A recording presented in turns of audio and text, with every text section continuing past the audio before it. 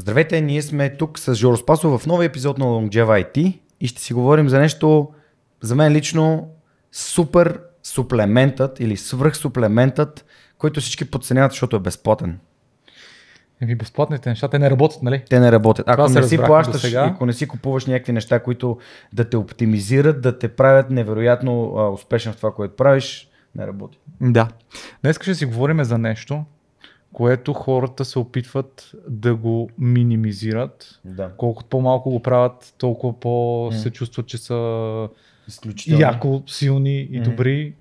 И обаче за щастие в последните, според мен, години започнаха хората да разбират, че еволюцията нарочно не го е махнала така от нашия живот и това е всъщност съня.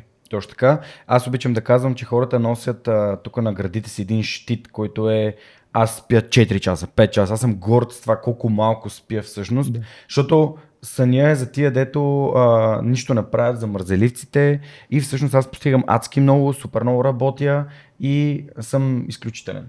Ама дали? Да питаме ли гост? Ще видим. Доктор Тодор Георгиев ни гостува от Сомнолог БГ, част от Медицинския университет в Пловдив, асистент, преподавател. Благодаря ти, че при нашата покана. Здравейте, много се радвам, че съм тук при вас и че имам възможност да си поговорим. Нещо толкова интересно и толкова важно, както казахте. Да, сънят за жалост се възприема от хората като 8 часа, в които нищо не правят и наистина ги губят, а това далеч не е така.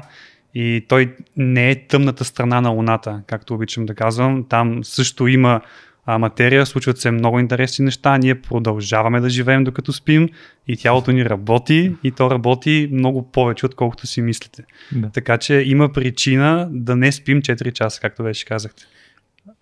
Това е идеален направо преход. Добре, това бих задал като въпрос. Добре, каква е, може би, има ли място съня в разговор за пиков ментален перформанс? Защото не хората го свързват ментален перформанс, IT перформанс, аз трябва да съм на работа пред компютъра, трябва да програмирам страшно много и така нататък, а пък съня, той е някъде там съвсем друго нещо. Нищо общо няма с мене. Има ли нещо общо? Да, разбира се, че има общо. Откъде да започна по-скоро? Да. Това е нещо, което трябва да разберем. Съня не е просто времето, в което презареждаме горивото, както например отиваш на бензиностанцията, сипаш си гориво в колата за малко и тя продължава да работи. Съня е времето, през което това, което си свършил или искаш да свършиш, се формира в главата ти, оталожва се, ставаш все по-добър в това, което правиш, което можеш, което искаш. Така че оттам, нека да кажем две думи. Първо, сънят не е нещо еднородно. Не е просто ние лягаме, спим и 8 часа сме откъснати от околната среда. Това далеч не е така. Сънят не е еднородна структура, ние минаваме през различни фази на съня. Като тези фази се редуват в няколко цикъла. Сигурно сте чували най-общо NREM или Non-REM съня и REM, което REM е абревиатура, идва от Rapid Eye Movement. Един феномен, който се наблюдава по време на този сън, хората бързо си движат очите.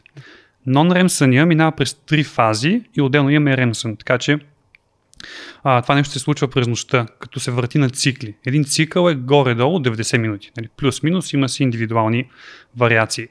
Лягаме си и заспиваме, в оптималния случай заспиваме до 20 минутки, не повече, 30 да кажем, и влизаме винаги през този NREM сън, с едно състояние дрямка, като преход нещо, от будност към сън, от бодрост към сън, като по време на тази първа фаза на съня ние все още продължаваме да възприемаме сигналите, звуците от външната страна, също може да изпълняваме някои автоматизми, това е интересно.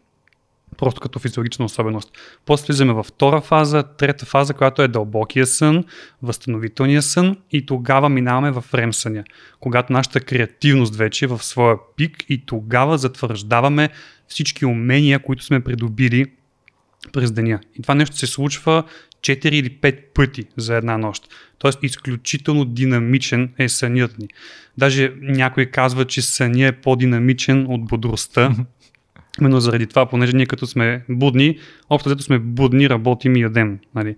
А като спим, хем си почиваме, хем мозъкът ни продължава на заден план да извършва толкова много неща. И различните фази на съня имат своята функция и своето значение, но... Може ли да ги изследваме малко? Да, предлагам в хода на разговора да поговорим и за тях малко повече. NREM съня, първата част, предоминира в първата половина на нощта. Тоест първите 3-4 часа сън е много по-голямо количествено разпределението на този NREM сън. Не, че няма REM, той е по-кратък. Даже в началото на първия цикъл REM може да няма или да е супер малко, супер кратичък. Като тези първи 4 часа, да речем, ако условно 8 часа спим, предоминира NREM съня, тогава тялото се възстановява, почива си физически и това е момента, това е всъщност периода, в който дългосрочната памет се консолидира и надгражда над вече натрупаните знания, които имаме. Нали, паметта, знаете, тя не е просто един вид памет, имаме декларативна памет, недекларативна. Декларативната е тази, която в първата част в NREM съня се формира и консолидира или запазва. Като това нещо се случва с много интересен, много елегантен метод, просто информацията, която сме получили през деня. Например, били сте на някакъв курс, кажи ми нещо, което наскоро сте присъствали. Научили сме за блокчейн нови неща. Окей, за блокчейн нови неща. Били сте на курс, там имало много хора, презентации, били си стимулирани по супер много неща, сензорните анализатори са overwhelmed, са претоварени, но освен презентациите, които сте гледали, текста, който сте чели, имало нови хора, ново място, обстановка, имало е почивка, разменили сте няколко приказки и като си легнеш да спиш после, цялата тази информация трябва по някакъв начин да се преработи и да се отсее коя е важната, коя не ми е важна. И се изрязва, отстранява се всичко това, което не е било фокуса на внимание в деня. Тоест хората, с които си запознал, местата, през които си минал, стола, на който си стоял, това се забравя. Остава само новото, акцента, който си научил, да речем, от презентацията. Да. Като това се случва най-вече в първата част на REM съня. Добре. С една препратка, нали, от хипокампуса, това е място, в което се складира дългосрочната памет, постоянно изпраща сигнали към кората, тя връща към хипокампуса и се прави едно такова повторение. Знаем, повторението е майка на знанието. Да. И не просто, че е важно да има този дълбок сън, за да се случи това нещо, и това е по-скоро във втора фаза се случва, ами е важно да имаме предишен материал, над който да надградим.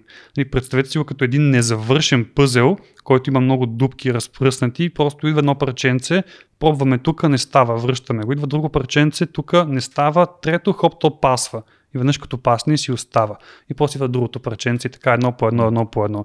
И затова като започнем нещо ново, с което сега не сме се занимавали, ни е много трудно в началото. И изведнъж като наберем инерция, то става все по-лесно и все по-лесно. Това е тази декларативната памет, която просто ни казва този факт го знам. Аз знам, че днес е събота, примерно. Сега не знам кога ще го слушат вашите слушатели. Потенциално в четвъртък. Да. Добре. Другата е недекларативната. Това е емоционалната ни памет, креативността ни, уменията ни. Да речем, на този курс за блокчейн, който сте били, има и практическа част. Да. И е трябвало да направите нещо. Някакво умение да придобиете, да напишете код, не знам какво точно. Това вече ще се утвърди в REM съня и по-скоро във втората половина на нощта. Тогава ще стане по-креативен човека, работа, която е свършил, ще я осмисли, ще я осъзнае, ще навържи логически и последователно и ще има смисъл за това, което прави. Няма да е някакво механично действие. Така че двата вида памет по този начин се напасват и се консолидира. И в началото започнахте хора, които спят по 4 часа. Да, тези 4 часа ще им стигнат, може би, за кратко време да се възстановяват физиологичните функции на организма, да си починат, но няма да са достатъчни за тази креативност, за тази недекларативна памет. Да не говорим, че ако това продължи повече от седмица-две, вече говорим за по-остра сънна депривация, която пък е огромна тема и там като влезем ще видите какви са негативните последици. Да. Тук аз имам един много бърз въпрос. Понеже веднага епифани, на чист български, човека, който е свързан най-много с неспане е Коби Брайант, който е професионален атлет. От това, което чух, съответно може в главата на някой да се появи именно този прецедент. Той може да каже, да, аз съм IT професионалист, т.е. за мен креативността е важна, т.е. втората част на съня ми е важна, но за професионалните атлети това значи ли, че тия 4 часа в началото на нощта първите 4 часа са им абсолютно достатъчни, за да се възстановяват и да си тренират и да постигат професионални успехи, щом те не използват мозъка си до такава степен. Ама това е много далече от истината. Да. Те го използват много повече, отколкото ние можем да си представим, нали, да предположим. Защото простата игра с топка не е това, което те правят. Ние така виждаме, така изглежда, но е доста по-сложно. Постоянно в главата им са схеми, начини откъде да минат, какво да направят, как да дриблират, да финтират. Това е точно тази недекоративна памет, тази креативност, това подреждане на задачите. Всъщност далеч не е това единствено негатив от REM депривацията. REM депривация значи лишаване от REM съня или пропускане на втората половина от съня. Доказано е, че това е и фазата REM, в която се формират емоциите, озряват емоциите ни. Така че липсата на REM води до погрешно възприятие на емоциите, обработката им. Хора, които са били само за 3 дни лишени от REM съня, т.е. само 3 дни са спали по първите 4 часа, са получили много малко REM, как се казва на български, възприемат неутрални стимули като негативни.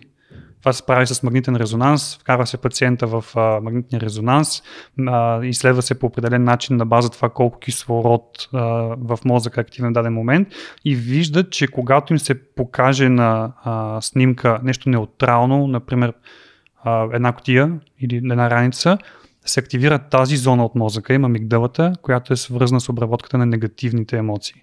А пък позитивни, нещо хубаво, като да речем цвете, малко дете, бебе усмихнато, не се активират зоните на щастие, на радост при тия хора. И това е само за 3 дни. Да. Колко погрешно възприемат емоциите. Аз чух, че съм нон-стоп кисел. Как да се направим кисели 101? За 3 дни. In just 3 days. Да, ти споменава физиологичните капацитети. Има едно, как да кажа, популярно твърдение, повече идва от фитнес света, че там се казва растеш, когато почиваш или спиш и така нататък. И мене ми направи впечатление, че ти спомена, че в първата част в не-REM съня. Между другото, това ли е същото нещо, което в някой тракер примерно се вижда като slow wave sleep? Slow wave sleep, бавно вълновия сън е трета фаза на не-REM съня. Окей, добре. Значи са различни. Припокриват се, често се използват като взаимозаменяеми термини, но всъщност то е 20-25% от целия ни сън. Кои са тия, може би, основни, може би най-популярни физиологични процеси, пък, които ни помагат чисто на ниво не толкова даже когнитивните неща, колкото физиологичните неща, да получим примерно някакви адаптации по време на съня? Добре да започнем от това растеж докато спиш. Бабите ни го казваха. Да. Слегни си да се наспиш да растеш. Да. И това е абсолютно вярно, тъй като растежният хормон се отделя най-вече през нощта в този не-REM сън. Това щях да те питам, но довърши си мисълта, защото искам да задълбавям за HGH, за Human Growth Hormone. Да, така че той заедно с неговия рецептор имат изключително влияние не само върху растежа на организма, на индивида, съзряването му, мотурацията на органи и системи, но и върху съня, малко двупосочна връзката. Да, добре. Понеже аз съм гледал изследвания, тъй като занимавам с фитнес, и има, разбира се, клишета от типа на всеки час преди 12 часа се брои за 2. Всеки час сън преди 12 часа се брои за 2 часа. И съм гледал графика на хормона на човешкия растеж, който секретира много повече преди 12 часа в този интервал, преди 12, между 10 и 11, 11,5-12. Та всъщност ти каза, че тези неща двете са свързани, но това ако си добавяме сън през деня, понеже сега гледаме едно бебе вкъщи, вие си имате деца малко по-големи от Катерина, та всъщност как този малък сън на порции или напове, така да се каже за нас възрастните, помага ли ни за този хормон на човешкия растеж или и по какъв начин ни помага? Да, окей. Хубаво. Може би са два въпроса. Да, ще се опитам да отговоря на двата. Не бях чувал това, че 1 час сън преди 12 се брои като 2, но пък имаме друго правило на хората, които се занимаваме с медицина на съня, че сън от 10 вечерта до 6 сутринта е по-добър от сън от 12 до 8. Така че припокриват се нещата. Виж, физиологично съня при хората е дворазов. което ще рече, че спим през нощта, но имаме нужда и от един следобеден сън. Сега, следобедният сън може да бъде просто power nap, може да бъде един цял цикъл и най-лошото може да бъде 1 час. Виж, например, страните... Да се върнеш на това. Да, държавите, в които има сиеста. Испания, Гърция. Точно така. Как живеят те? Сърдечно-съдовия риск е значително по-нисък. Депресиите при тях, психиатричните нарушения значително по-ниски в популацията. Така че това категорично е доказал един огромен експеримент. 2 държави живеят по този начин и те са по-добре здравословно в този аспект. Нали, от останали. Особено ако се сравнят с скандинавските държави. Там пък вече разликата е очевидна. Толкова е голяма като проценти. За децата има значение, за възрастните не, тъй като освобождаването на растежния хормон следва една циркадна зависимост. Всички сте чували циркаден ритъм, идва от циркадием около денонощие. Тъй като ние живеем в 24-часово денонощие, обаче това сме се го измислили ние. Нашия ендогенен часовник, който се намира, между другото, във всяка една от клетките ни има този вътрешен часовник, работи и оперира на приблизително 24.2 часа. Ние си го увличаме, и на български думата entrainment е на английски, да е точно 24 часа да ни пасне на социалната норма. Като това нещо става с помощта на външни и вътрешни стимули, които са постоянно около нас. Наричат се от немски Zeitgeber, такъв, който задава времето. Това, например, е рутината, в която сме си. Изгрява слънцето, закусваме, отиваме на работа всеки ден. И това са 3 много мощни Zeitgebera, които казват на нашия часовник: окей, нулираме, почваме сега от 0 и вървим до 24. Така че подвластни са редица функции в нашия организъм на този вътрешен часовник, включително освобождаването на растежния хормон, основно в първата част на NREM съня. Дали ще си направим power nap след обед или не, няма значително да повлияе на грот хормона ни. Да не говорим, че за нас като вече възрастни индивиди това няма толкова голямо значение за развитието и матурацията на органите. Но да се върнем пак на разликата в дневния сън. Ако си направим power nap 20 минутки, ще се чувстваме, като се събудим, тонизирани, по-свежи, по-готови за работа. Ако спим час и половина, направим си цял цикъл, минем през всичките фази, NREM, REM, тогава ще се събудим пак добре, в добро настроение, в добра кондиция, но с повишена креативност и много е интересно, ще сме решили най-вероятно проблем, от който сме се блъскали през деня. И има един много хубав пример, проведено е проучване, пак на хора с REM депривация, на които им казват 3 думи на английски, даже сега ще ги кажа, и те трябва да намерят каква е връзката между тях. Думите са 16, cookies и heart, като сърце. И аз сега няма да ви казвам каква е връзката. Помислете, ако искате, вашите слушатели и зрители ще напишете в коментар отдолу каква е връзката според тях. Пък по-нататък ще издадем каква е. Останете с нас до края, за да разберете. Точно така.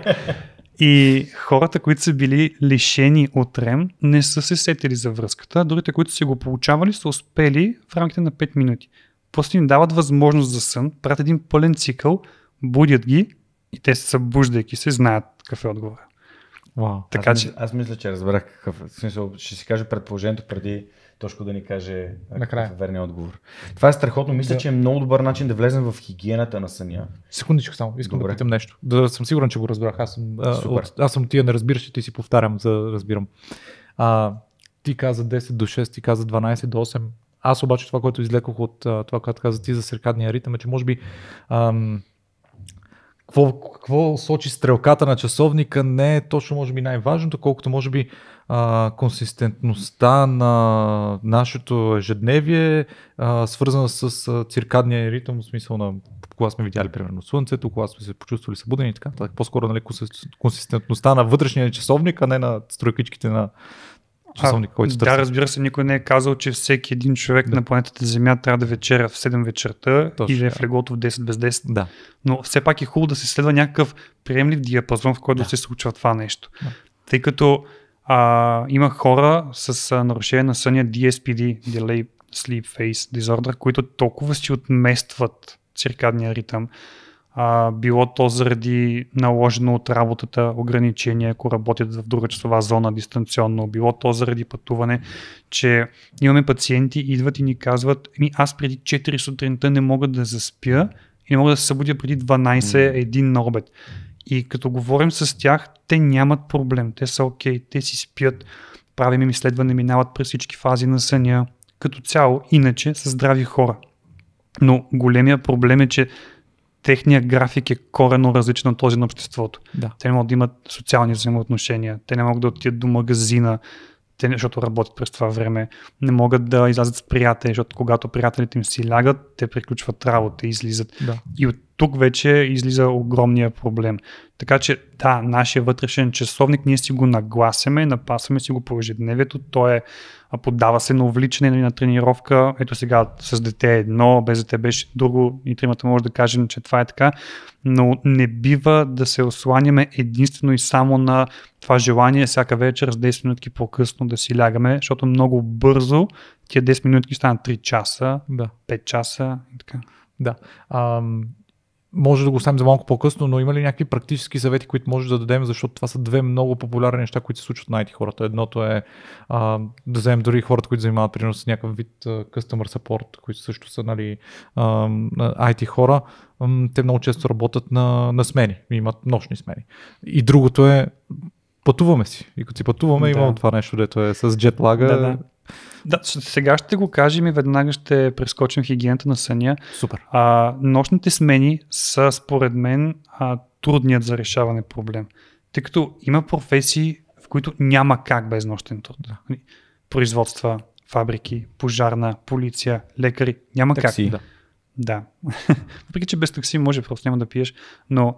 ако имаш кола, ако нямаш. Да. Така че тези хора наистина са изложени на повишен здравен риск. В скандинавските държави жени, които са работили 10 години на нощни смени, имали са нощен труд и развият рак, получават подкрепа от държавата. Защото сънната депривация и липсата на нощен сън здрав е един от рисковите фактори за злокачествени заболявания, за онкологични заболявания. Така че това по-скоро е нещо, върху което трябва да фокусираме внимание, да повишим на обществото информираността, да се стремим да получават тези хора по-добри условия за работа и съответно за почивка след това.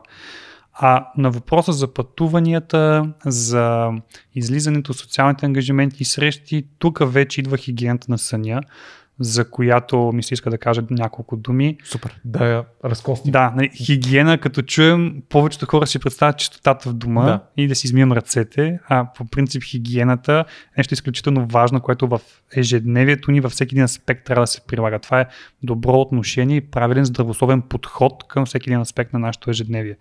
Хигиената на съня, странно, но тя започва от сутринта още. Не е само вечерта, какво правим и къде спим.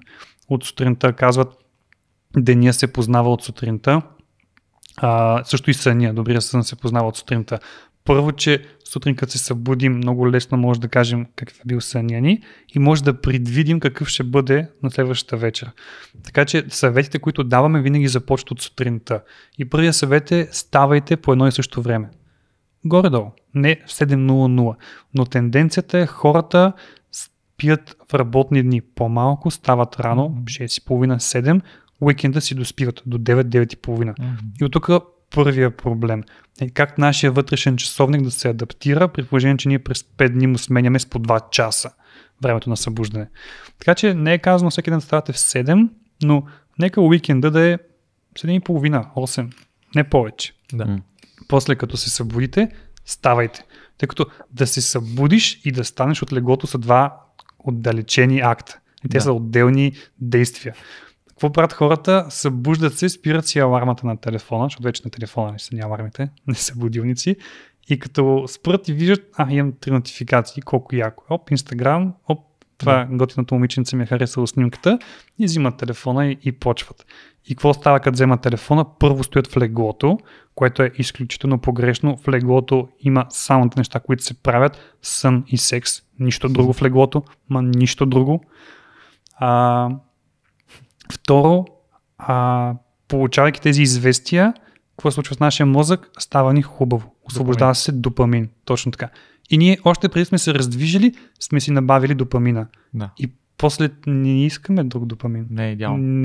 Нямаме стимул да свършим нещо, което ще ни коства енергия и усилия, за да се освободи този допамин. Ние сме си го получили сутринта с социалните мрежи, защото сме получили лайк или имаме съобщение. Да. Само искам нещо да кажа, че ти като каза за това, че се не спознава от сутринта, аз работейки с различни хора, основно с наднормално тегло и опитвайки се да ги накарам да спят повече, открих нещо, което звучи супер просто, но всъщност два свързани навика, свързани с съня, и те са, че нали, ранното ставане е свързано с ранното лягане. Mm-hmm. Нали, не може ставай рано, нали, трябва да има лягай рано. Защото има хора, които искат да си лягат тогава, когато си лягат, но да стават рано. Естествено, да. Точно и до там ще стигнем. Да. Окей, станали сме вече. И другото нещо, което трябва да направим, да си махнем пижамата, да си оправим леглото. Не, че нещо фатално ще стане, ако леглото ни не е оправено. Няма да се развали. Обаче това ни учи на самодисциплина. Това е нещо елементарно, което не ни коства нищо, обаче изисква време и мотивация, за да го свършиш. И като го свършиш това, ще свършиш още 2-3 неща. И тази самодисциплина ще се надгражда през деня. Става като сигнал, вече съм станал. Точно така, да. После отиваме закуска, кафе, чай, както искаш, каквото ти е рутината сутрин. Но придържай се към някаква рутина. После отиваме на работа. Един въпрос за сутринта още, който е популярен в нашата longevity групата. Популяризира го Андрю Хюберман. И това е гледането на слънцето и на светлината. Точно това казвам. Отиваме на работа. Okay. Как отиваме? Качваме се на колата, слагаме си слънчевите очила и пускаме сенника, нали? Защото много пече. А пък на нас това слънце ни трябва. То е там с причина. Така че по-добре, ако имаме възможност, част от пътя до работа да бъде пеша, без слънчеви очила. За да може слънчевите лъчи да стимулират тези клетки в ретината, които са отговорни за продукцията и спирането на продукцията на мелатонина. Не, че те го произвеждат, но те предават сигнала навътре към мозък. Това нещо е супер важно, така че факт. А кафе никъде не чух, защото някои хора управлението на леглото им е всъщност пускането на кафето.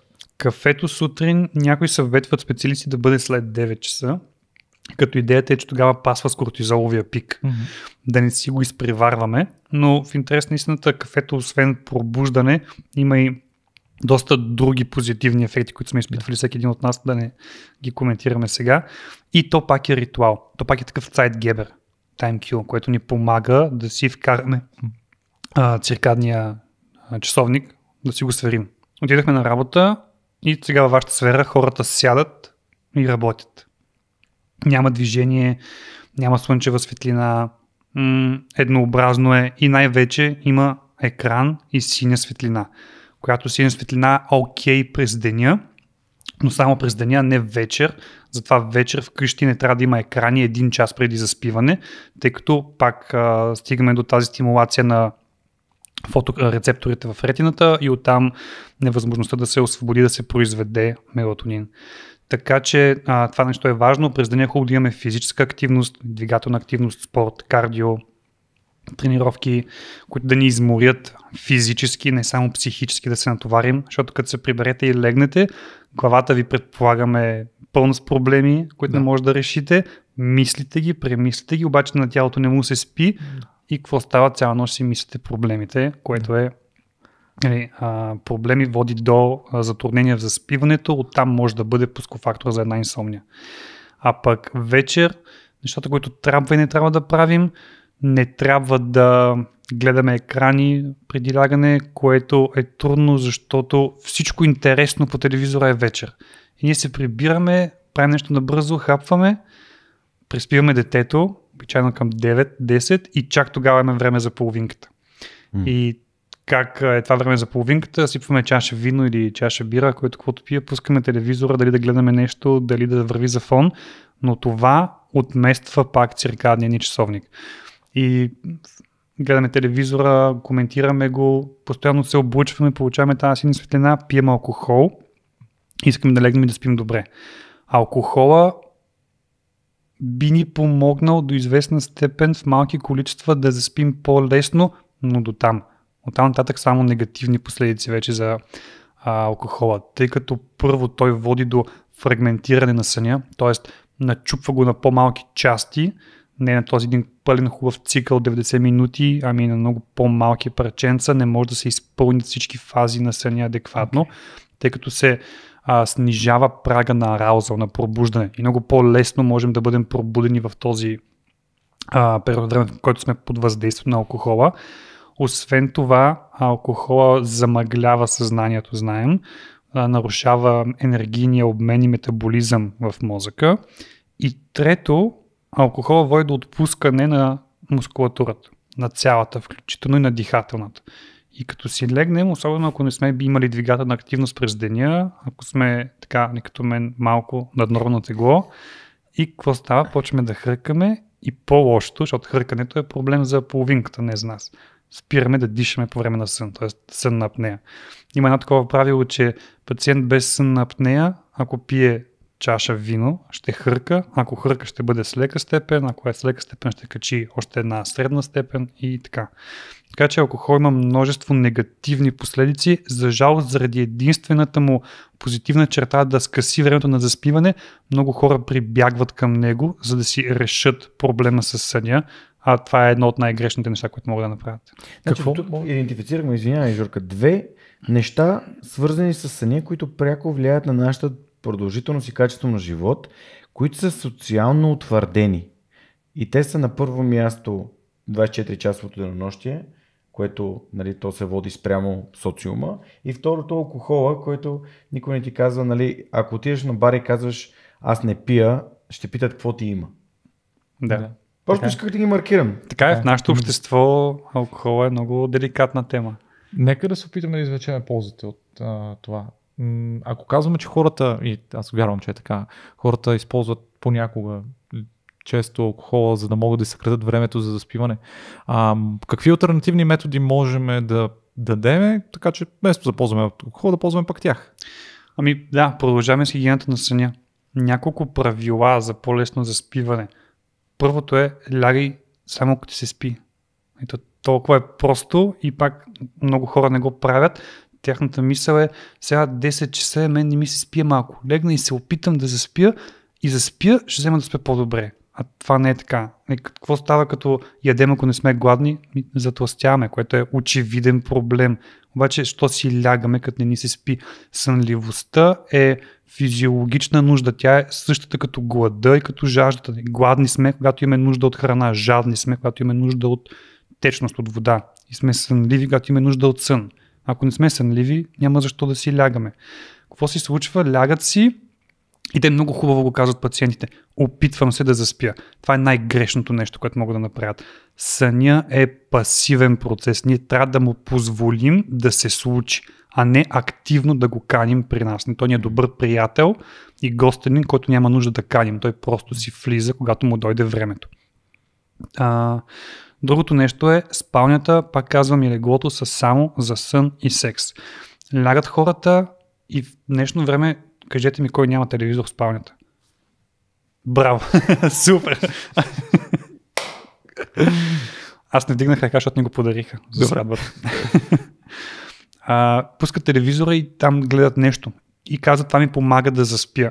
Може да помогне да се откъсне вниманието ни, да позволим съня да влезе, но това ще е временно и това ще зададе, фиксира и утвърди проблем с заспиването неминуемо в бъдеще. Или другото, четат книга. Мен книгата ме унася, но аз я чета в хола на дивана и като се прозея един-два пъти, отивам вече да си спя. Аз съм имал такъв разговор с Неда, примерно лягаме си, още като бяхме гаджета и тя, ама ти сега ще заспиш и аз, да. Това е целта. Дай да си говорим и аз, ако искаш да си говорим, дай да е утре сутрин.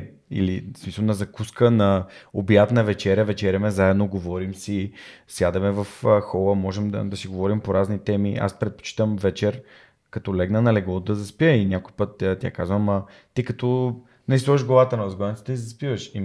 Моята нервна система, аз по някакъв начин съм се обучил, но аз искам просто като си легна, искам да заспя веднага. И тя, при нея това не работи, което показва, хората имат различен навик изграден, свързан с спалнята. Имам една много добра история от Германия. Това било преди 6 години, отивам в Германия за интервюто ми за работа, когато преди да започна в Lufthansa техника. И си спомням колко съм уморен. Аз съм станал много рано сутринта. Полета за Мюнхен е при 6:50. Това значи ти трябва 6 часа си, 5:30, 6 да си на летището. И така нататък, и така нататък. И стигам в хотела, аз нямам телевизор вкъщи. И какво ще направя в хотела? Лягам си на леглото. Хотелите в принцип имат хубави легла, удобни. И си викам, телевизор, я да пусна нещо. И в момента, в който го пускам, изведнъж сякаш мозъка ми се събужда. Просто от цялата тази стимулация и 2 часа е така цък и не мога да заспя. И после се чувствам парцал. Да, точно така е. Мозъкът ти не получава вече мелатонин, тъй като си облъчил ретината със синя светлина и това е сигнал спри. Да. Това се е случило, да. Тук може ли един въпрос, който ще задам по-късно, но ще го вмъкна тук. Доколко пък и са ефективни, какво е твоето мнение за неща от сорта на Blue Light Blocking Glasses, очила, които спират синята светлина до някакво? Ефективни са. Разбира се, до момента, в който не се работи вечер, не се ползват вечер с тази цел. Да. През деня супер, ползва ги, следобедните часове супер, но вечер не. Съветът е да се въздържаме от работа, от взиране в екрани, независимо с какви филтри сме. Искам да добавя един анекдот от мен, защото аз наистина ги намирам за много силни. Ще те питам след малко и за неща, за тракери, за сън и така нататък и така нататък. Аз ползвам едно нещо, което се казва Loop, една така гривна. Хората може би я познават, много хора в нашата Longevity група я ползват. Loop прави един много интересен анализ на колко си възстановен на другия ден. Като как го прави, интересното е, че всъщност всеки ден сутринта като станеш, те кара да си попълниш един журнал за предния ден. Като натрупаш достатъчно дълго време и ти казва, виж, това са едни фактори, които аз забелязвам, че когато ти ги правиш едни фактори, които забелязвам, че влияят позитивно или негативно на твоето възстановяване. Фактора, който при мен има най-високо позитивно влияние върху моето възстановяване е Blue Light Blocking Glasses, дали съм носил вечерта. И това е едното нещо, което аз просто никъде не хода вече без смисъл, дори на почивка и така нататък, без Blue Light Blocking Glasses. И за мен е абсолютно задължително, ако съм си вкъщи в 7:30 да съм си сложил Blue Light Blocking Glasses. Без значение дали ще гледам телевизор или няма да гледам телевизор, по-често не. И така. Това беше анекдот от мен. Много интересно. Да. Това е най-високият фактор за мен. Най-високият фактор, който нямам. Определено, вече няколко пъти се аргументирах, защо това е толкова важно. Дори да нямаме очила, това, което аз съм направил, съм си сложил филтри на телефона автоматично да се включва в 8, на телевизора се включва в 8. Сега променя малко картината, но аз не съм отишъл на кино и като си гледам телевизора в къщи, определени неща следя, не толкова експириенса от филма и изживяването, колкото да получи информация от даден канал. Така че по много начини може да си намалим синята светлина, не е нужно с точно очила, но пак това, което казах за работата конкретно в вашата сфера е, че това ще се превърне в навик. Навика се установява бързо, за около 3 седмици, а повярвайте ми се разбива месеци и то не винаги успешно. Това е основната причина. Между другото, много е забавно, когато отида на вечеря някъде в заведение, вече по-рано става тъмно и виждам някакви хора, на които примерно телефоните им са толкова осветени, че цялите им лица е така светят. И си представям за този човек как ще спи после. Как ще си легне и ще заспи. Аз целям с телефона ми в момента, в който почне да става все по-тъмно, аз дори брайтнеса си го регулирам до абсолютната нула. Защото всичко, което е по-ярко, адски много ме дразни. Справо ми пречи. Добре. Искам и се само да подам топката на Тошко, защото стигнахме, бяхме в спалнята, казахме, махаме си светлина. Може сме там. Нивото телевизора. Защото усетих, че не сме свършили. Не сме, още сме там, в спалнята сме, синята светлина, борим се с нея, бягаме от нея. Казахме, че леглото всъщност е само за двете неща, които се правят в леглото. Сън и секс. Точно така. И натам. И после си лягаме. И си махаме телевизора, взимаме го и го местим в друга стая. Добре. Да. Също хубаво е детето да не е в стаята. Ние от много малка, наша дъщеря, 2 месеца, може би нямаше 2 месеца, 2 седмици и отделихме в друга стая, хубаво детето да не е в спалнята, поред причини, не само заради наша, ми и заради на детето съня. Лягаме си, какво трябва да е в спалнята? Трябва да е тъмно, ама абсолютно тъмно. Трябва да е хладно, не студено. оптималната температура 19 градуса. Някой ще скочи, ще каже, 19 е много ниско, да, ние спим завити, нали? Не си лягаме на така DVD, това е по-доброто, защото терморегулацията през нощта е доста особена, малко е трики. В тази първата част на REM съня, първата част от цикъла е така намалена, температурата ни малко пада, но все пак поддържаме някаква терморегулация. Във втората част от един цикъл в REM съня на практика нямаме напълно ефективно работеща терморегулация. Ставаме по-екилотермни, това е термин, който се използва. Тогава температурата на околната среда до голяма степен влияе и определя нашата температура. И ако е много топло, и на нас ще ни е много топло в стаята, т.е. на телата ни. Друго, защото трябва да е тъмно, именно заради всякакви източници на светлина, които могат да повлияят на циркадния ни ритъм, включително диоди. Една синя лампичка от приемника от декодера на рутера, примерно. Стига, достатъчно, ако е точно срещу лицето. Или пък на дъщеря ми гледам бейбифона, който сме взели, той е с синя лампа и я прави главата. Кой го измисли това? Както не. След това отпускаме се и не се опитваме да заспим. Ако ние искаме, няма да заспим. И то е много елементарно. За да спим, трябва да сме спокойни, отпуснати. А ако си мислим, сега ще заспи или трябва да заспия, трябва да направим нещо, нашия мозък постоянно работи. Той не достига това състояние, това ниво, под което преминали се вече, инициираме съня и той си върви 6, 7, 8 часа, колкото ни е необходимо. За шторите да си поговорим. Шторите... Особено на места, където... Blackout визираш. Защото примерно ние имахме blackout штори в старото ни жилище, ама се прецеждаше светлина покрай тях, което ме дразнаше зловещо. И сега имаме кога те дразнеше? Вечер или сутрин? Дразнеше ме сутрин основно и ме дразнеше, когато се опитам да си легна следобеден сън. За мен спалнята е място, което трябва по всяко време на деня, ако имам нужда от сън да си набавя, да мога да си го затъмня и да си го охладя и да легна и да заспя в него.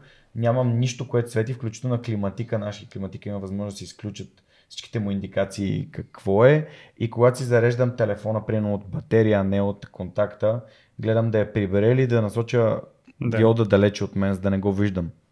Да, шторите не е нужно да са blackout. Защото доколкото знам, кожата също е сенситивна към светлина.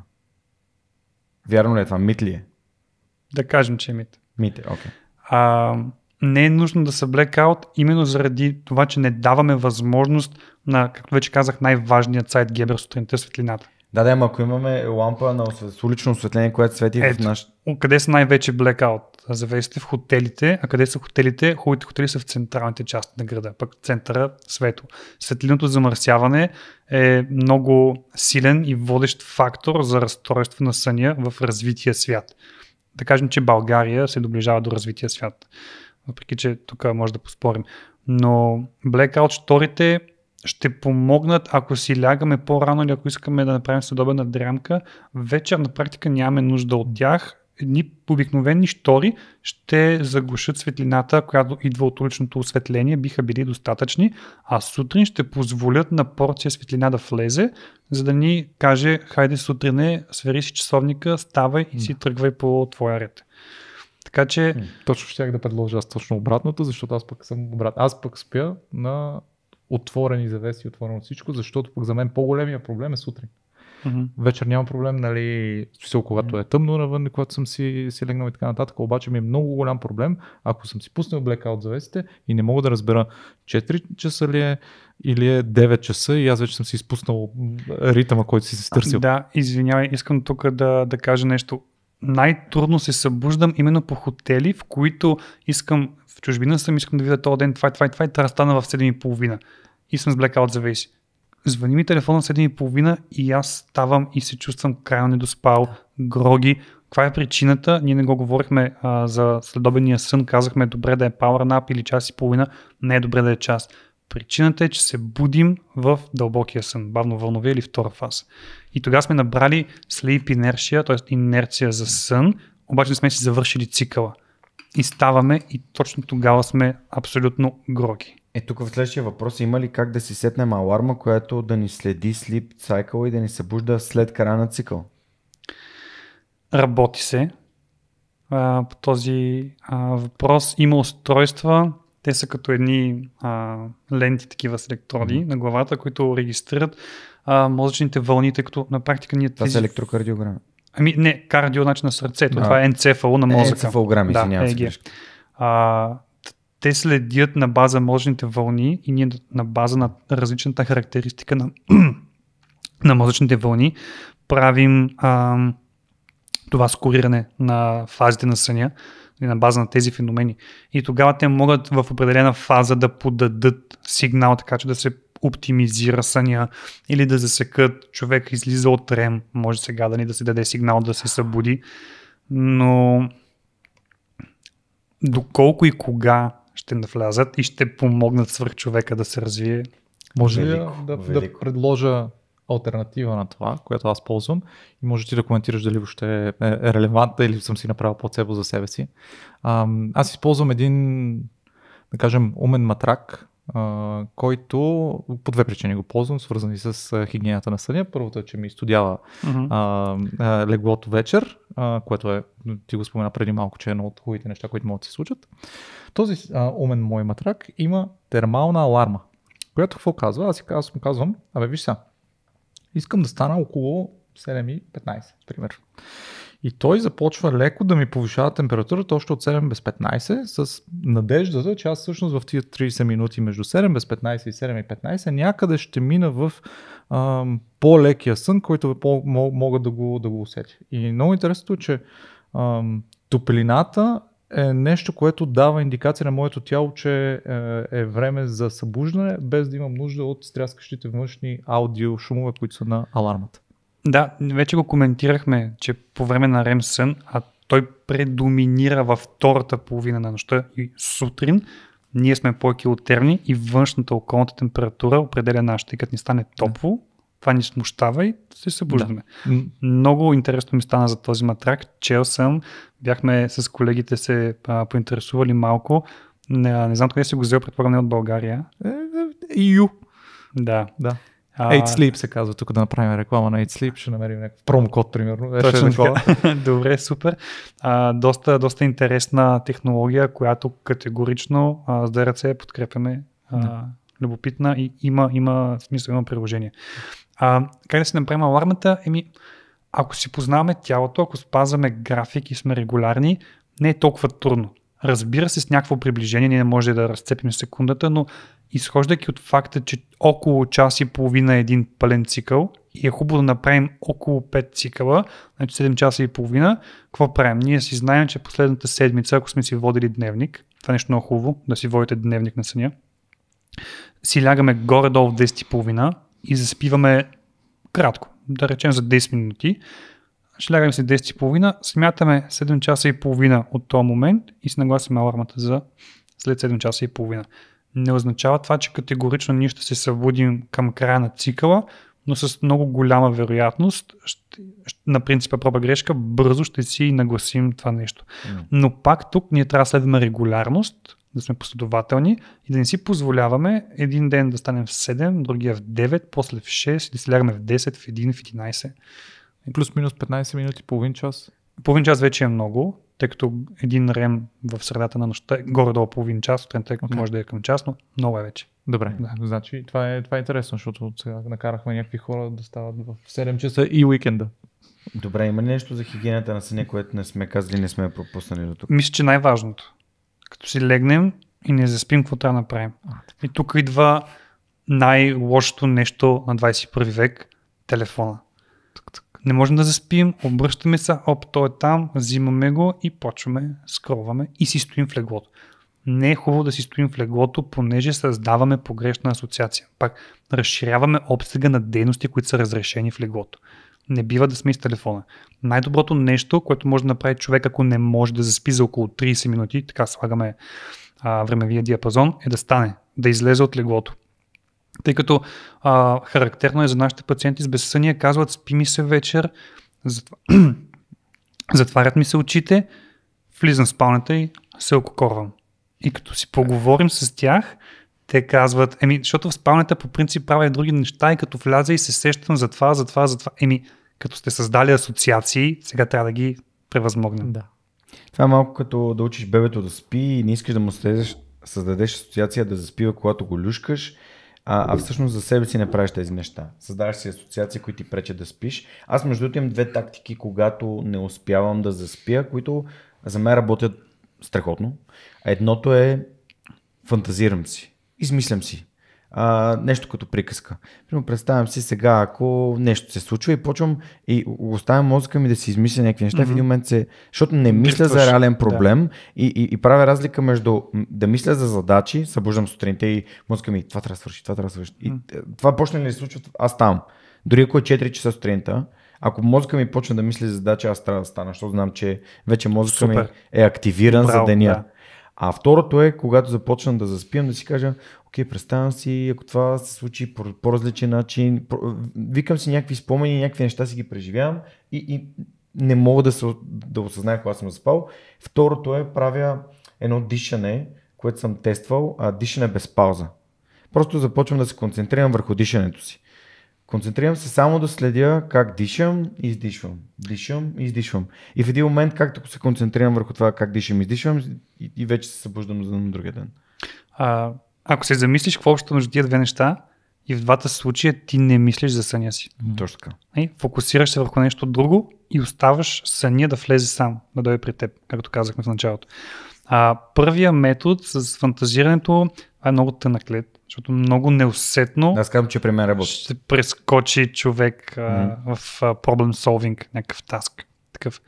Втория с дишането е супер, дихателни упражнения от каквото и да е естество. Буквално каквито и да са дихателни упражнения вършат работа именно заради това. Заради фокуса върху тях. Да. Не върху... Дали ще бъде дишане 7/4, 7 секунди вдишване, 4 издишване, което е доста популярен метод. Дали ще бъде непрекъснато дишане, дали човек ще си прави волево дихателни паузи, няма значение. Това отвлича вниманието. Това, което аз правя и е много успешно при мен е, така се нарича paradoxical intention. Опитвам се да стоя буден. Лягам, отварям си очите, гледам това и си казвам, няма да заспя. Ето стоя и няма да заспя, не мога да заспя, не искам, няма и се събуждам сутринта. Защото си отвличам вниманието от невъзможността да заспя. Според мен тук ползваш типичната българска черта, ама аз ли няма? Аз ще заспя. Точно така. И го използваш срещу себе си. Добре, говорихме си за спалнята, обаче има ли значение колко ти е твърд матрака, има ли значение каква ти е възглавницата, тези удобства, които имаме в 21 век? Да, има. Като седнеш да ядеш, има ли значение дали ще ти сервират пилешка пържола или спагети? Каквото ти харесва на теб, това ще ядеш. Така че ако имаш болки в кръста, хубаво по-твърд матрак, ако предпочиташ като легнеш да се разлееш по-мек матрак, това вече е индивидуална преференция, потребност.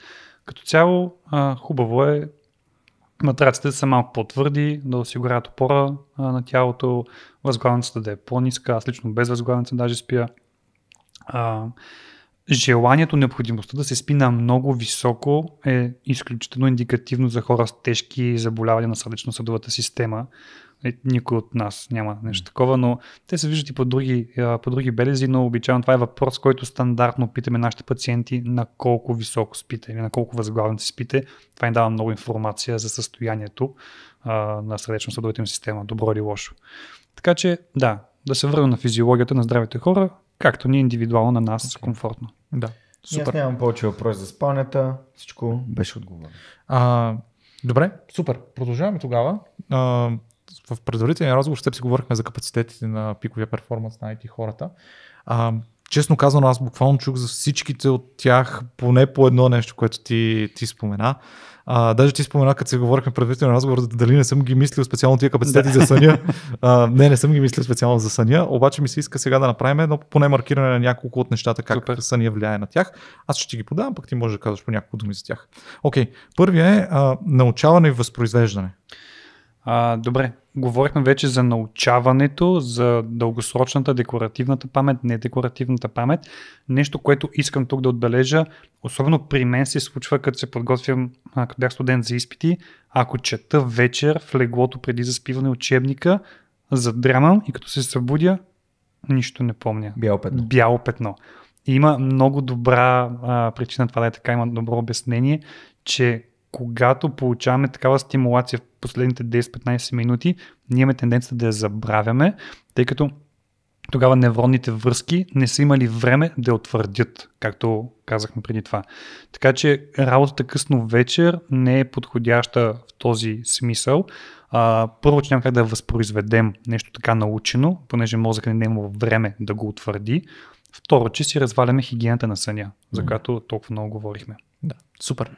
Добре. И тук реферираме отново към блокчейн лекцията, която сме посетили през деня. Там показвахме колко така. Много пъти сме смисъл как ни е помогнал съни всъщност да изолираме нещата, които не са ни били важни и да затвърдим нещата, които са ни били важни. Добре. Капацитета за задържане на информация в работната ни памет. Работната ни памет, колкото и да ни се иска, тя е лимитирана. Тя е RAM паметта, предполагам. Да, окей, на вашия език. Няколко секунди, няколко цифри, няколко данни. Отиваме в магазина, купуваме си дъвки за 1,20 лева, даваме 2 лева и касиерката на ум пресмята, трябва да ни върне 80 стотинки, докато пресмята, това е в работната памет и после това се изхвърля. Как да я подобрим? Пак следвайки общите правила за здравословен начин на живот, които са ние неразривно свързан към тях, да четем повече книги, да решаваме задачи, да си тренираме ума с квиз въпроси и такива неща. Но като цяло работната памет, нейната функция е точно такава краткосрочна обработка на информация, която решава проблем и се минава на следващата стъпка. Аз съм забелязал, че моята поне краткосрочна памет, поне в първите месеци на живот на Марти, моя син, беше драстично по-малка като капацитет от сега и от преди да се роди Марти. Това съвпадна ли с сънна депривация? Абсолютно съвпадна, както може би всеки с така новородено може да каже. Аз съм точно там. Така. Аз съм там. Ти си там сега. Сънната депривация, т.е. лишаването от сън, скъсяването, най-общо е два типа. Подостра, т.е. остра и подостра, но да кажем подостра и хронична. Острата подостра означава, че за кратък период от време сме си ограничили съня под необходимите за нас, говорим условно 8 часа. 4, например, сме ги направили. По една или друга причина. Като това нещо се компенсира от организма и въпреки, че работната ни памет страда, ако се повиши сложността на задачата, която трябва да изпълним, ние се справяме. За това много често се случва, връщам се, например, с магазина, като сме недоспали за ден-два, отиваме в магазина, какво трябваше да купа яйца ли беше, какво ми каза жената, това сме го забравили, обаче като тим на работа все пак се справяме, нали? Тъй като приоритизираме, адаптираме се към важните неща. Когато тя стане хронична, когато дълго време спим 6 часа, не 8, 6 само, тогава вече започва да страда всичко, всеки един вид памет, както декларативната, така и недекларативната. Проблема е, че ние се адаптираме към чувството на сънливост, нашия vigilance, нашата бодрост и способност да работим бодри. Някак си адаптираме, но не можем да си подобрим и контролираме уменията, паметта, способността да работим и да решаваме задачи.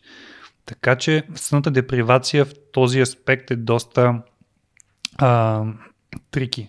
Свикваме с нея, не сме сънливи в по-голямата част от случаите, обаче тя си има своя негативен ефект. Мозъка я нормализира. Казва, ти щом така живееш, това е новото нормално за теб. Това сме говорили в някои от темите до тук, че всъщност мозъка, нали, тя е такава функцията му, че той да каже явно в начина, по който ти живееш, това е начинът, по който се случват нещата. Което не значи, че е правилно и е нормално, здравословно и дългосрочно. Разбирам те, пак ще се върна, правя съпоставка с глада.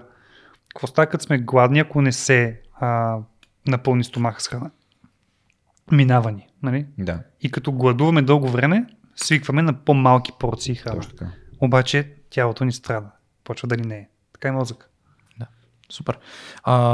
Тук подобен почти казус виждам както с работната памет, виждам и с фокуса и дори с яснотата на мисълта и енергията, защото пак в същия този период фокуса ми е значително по-късо време мога да бъда фокусиран. Тук ми се иска да кажа нещо за един термин, който навлиза brain fog, мозъчна мъгла. Да, мозъчна мъгла. Това всъщност възприема се като нещо лошо от хората, пречи ми, нищо не мога да свърша, обаче това е защитен механизъм. Дължи се на освобождаване на един медиатор гама-аминомаслена киселина, гамка или габа на английски, който задържа, потиска процесите в нервната система и се опитва да ни предпази. Той е алармата, бе, нещо става, успокой се, ще замъгля съзнанието, иди си почини, имаш нужда. Следващата стъпка е бърнаут вече. Okay. Когато не можем нищо да свършим заради това претоварване сензорно на нервната система. Така че мозъчната мъгла, хубаво е да се слушаме в нея, да си починем като имаме, да си дадем време, да си решим после проблемите. Защото дори да се опитваме през нея да работим, на нас ни отнеме точно толкова време да свършим задачите, колкото ако си починем и сме по-ефективни в периода след това. Супер. Креативност. Ние започнахме с креативността всъщност в началото на разговора. Да, REM съня. Тук това е. Не спете 4 часа. Да. Добре, следващия капацитет, за който не си говорихме, е всъщност възстановяването. Започнахме пък с другата, не REM частта, там се възстановяваме физиологически и така нататък. Друго нещо по тази тема? Ами, какво да кажа, възстановяването не само на мозъка, не само на мускулите, ами на всяка една система, сърдечно-съдова, дихателна, ендокринна, храносмилателна, те също трябва да си починат през нощта.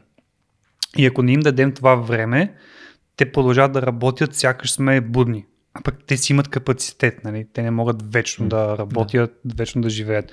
Затова и пациенти, които имат нарушение на съня, при които съня е фрагментиран, т.е. накъсан, да речем сънна апнея, при това заболяване спира да диша човека, води до микропробуждане и се активира системата, която отговаря за стрес. Тя реагира по един и същи начин на всеки вид стрес. Независимо дали спираме да дишаме, имаме пистолет прямо в главата или не гони мечка, то реагира по един и същи начин. Адреналин, норадреналин, кортизол. Това е универсалният отговор. Това ни събужда, вдига пулса, сърцето работи повече, вдига кръвното налягане, очистява се дишането и това натоварва целият организъм.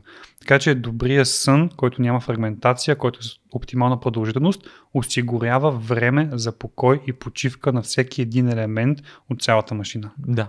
И тук може би даже може да направим препратка вече към имунното здраве, защото спираме почиване, възстановяване. Отново тема, която частично засегнахме, говорейки за злокачествените заболявания. Скъсения сън намалява бройката и активността на белите кръвни клетки и на едни други НК клетки, Natural Killer Cells, които са отговорни за клетъчния имунитет от една страна към, като кажем имунитет, се сещаме за инфекции и такива боледувания, но имунитета има отношение към злокачествените заболявания. Така че скъсения сън не само ни прави по-възприемчиви към инфекции, но и за съжаление повишава риска, медицината говорим за риск, от злокачествени заболявания. Да. И сега това ще го обърна към последния капацитет, който е дълголетието, че обратното пък всъщност не понижение, демек оптималният сън всъщност би трябвало пак да понижава риска, нали, към тези точно неща. Така. Сега, тук идва друг проблем. Естествената еволюция на човека е с напредване на възрастта да се скъсява съня, да се увеличава времето до заспиване, пробужданията, скъсява се продължителността и броя на циклите. Това е нещо, което трудно можем, нали, да избегнем. То така се случва. Да. И това е така, защото еволюцията на човека се случва от милиони години и ние тук се опитваме да оптимизираме за lifetime. Нали, за един живот. подкаст. Или нали, за един още по-кратко. Харари има много цитат в Sapiens. И то е, нали, ние сме използва аналогията с футболен матч и казва, защо си мислим, че можем да променим нещо в нашия живот, при условие, че нашия живот представлява последната секунда на добавеното време на футболния матч спрямо общия цикъл на еволюцията, който сме имали до тук.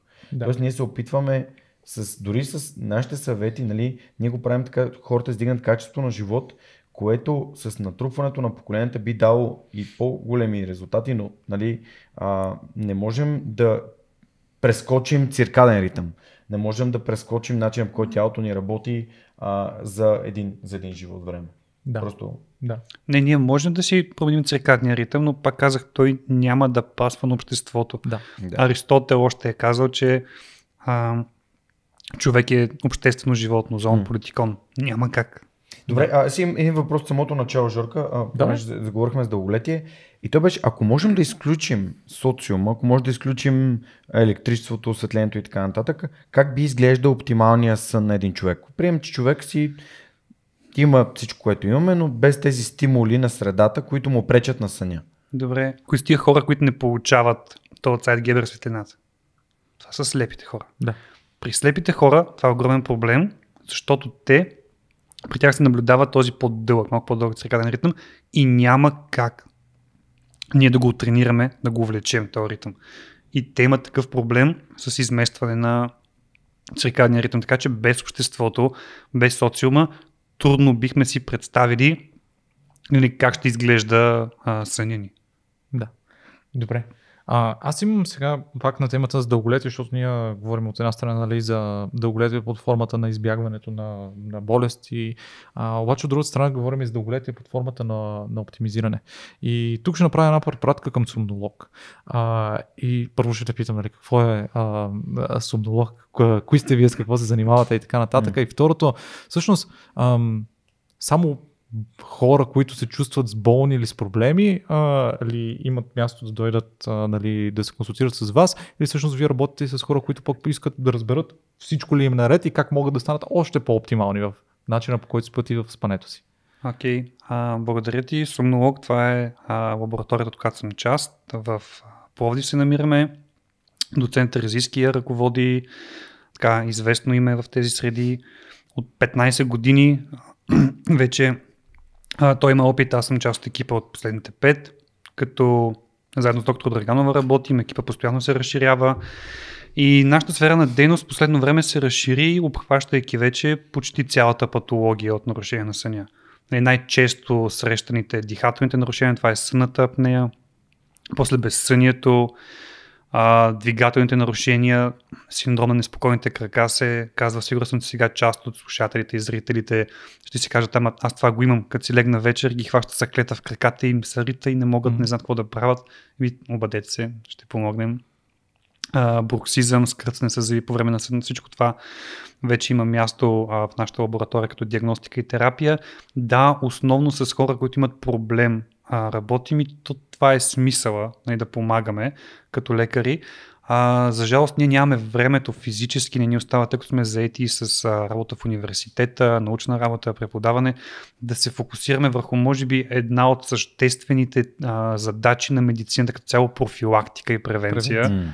В България малко работим по този въпрос, трябва много повече за хигиена съня, такива правила, да се организират семинари или някакви обучения кратки, които да казват на хората, които искат да оптимизират и подобрят съня си и представянето си, какво точно да правят.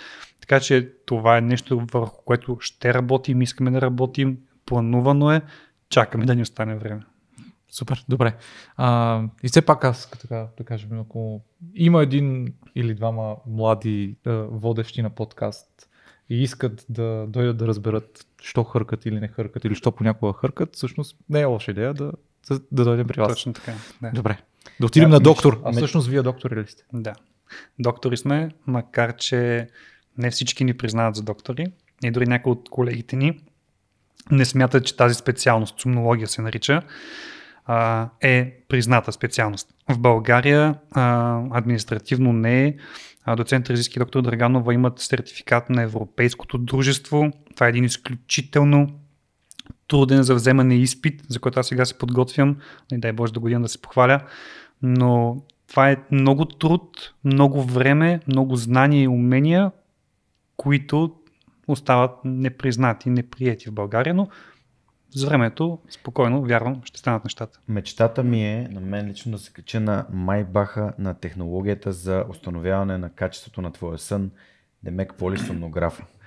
Това ми е от много време, откакто правим нашия стартъп за устройство за позиционна терапия, ми е просто като разбрах от доцент Терзийски за полисомнографа, че това е най-качественото нещо, което може да измери съня и всъщност какво се случва по време на твоя сън.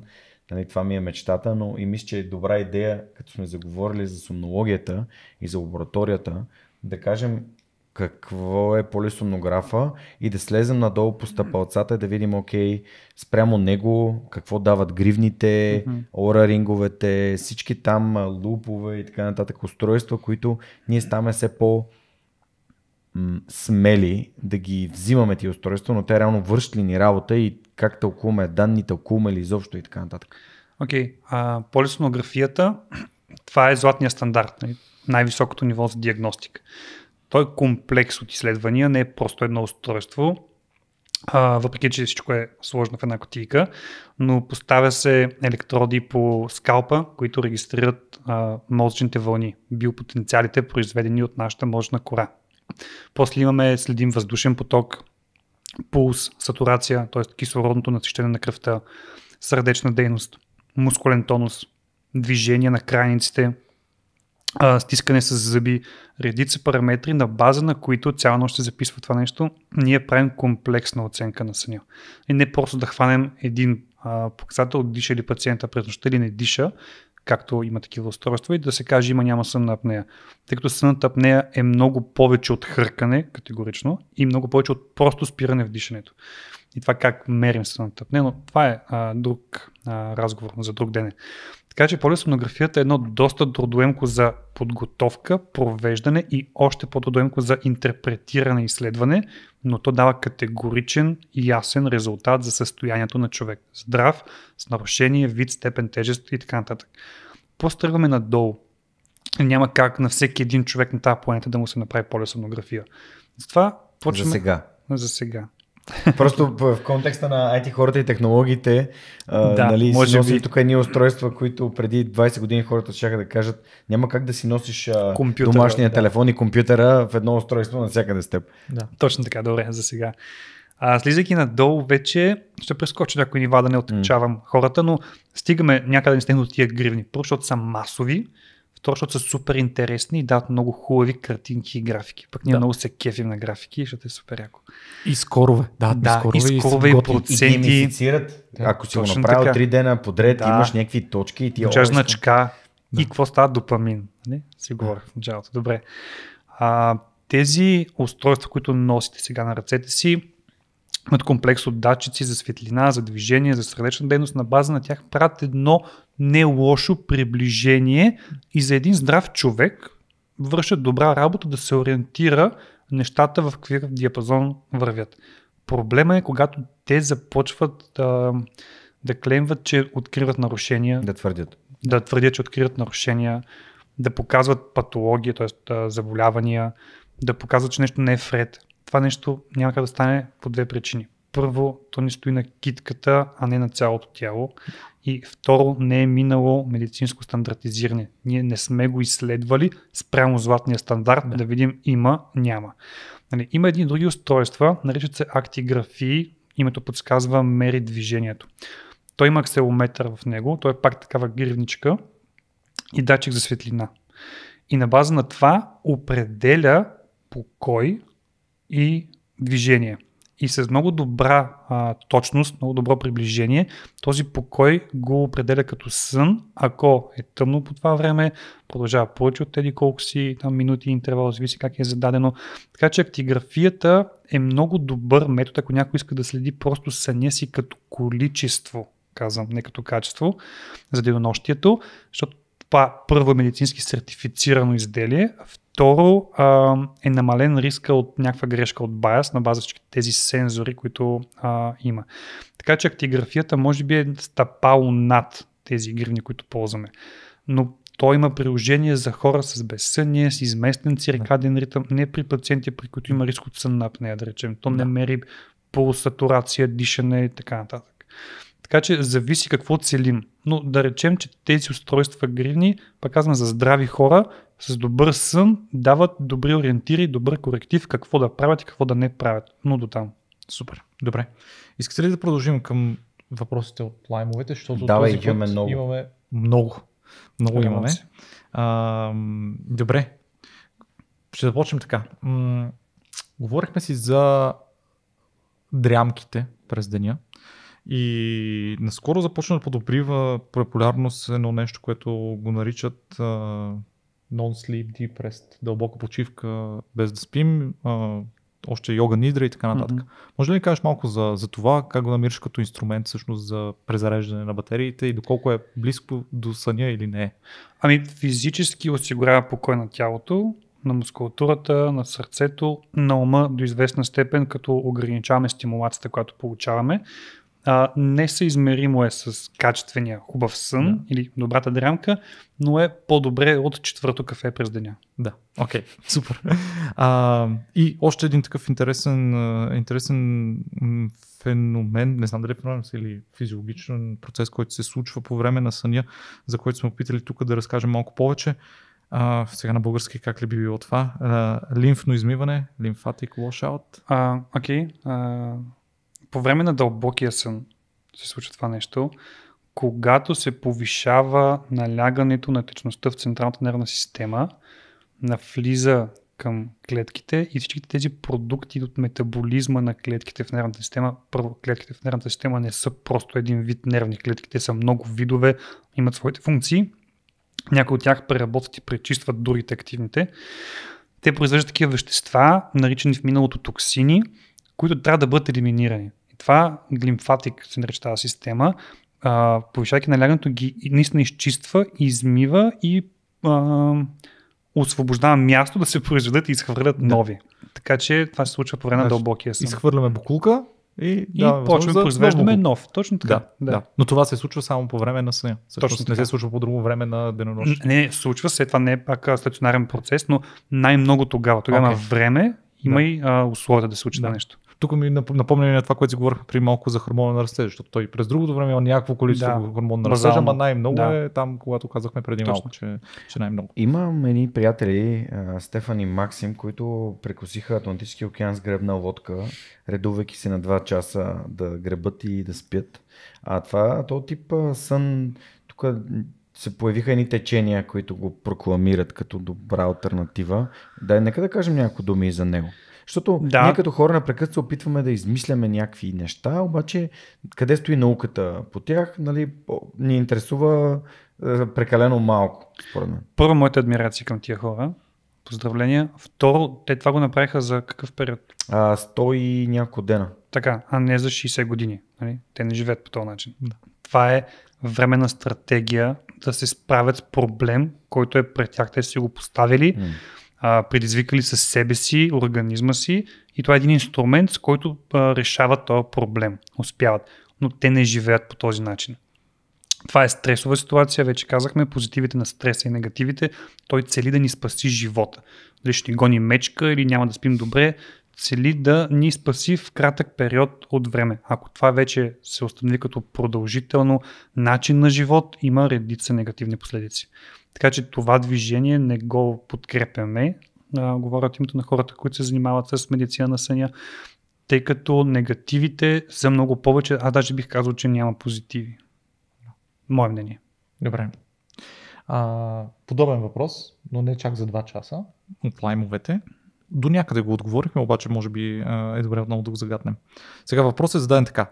Защо някои хора просто имат нужда от повече сън? Тук скоби. Например, аз за да съм в оптимална форма, ментална и физическа, трябва да спя поне 8 часа. А други хора има, които живеят с 6 до 7 часа. Пак ще си позволя да не ставам скучен, да направя паралел с храненето.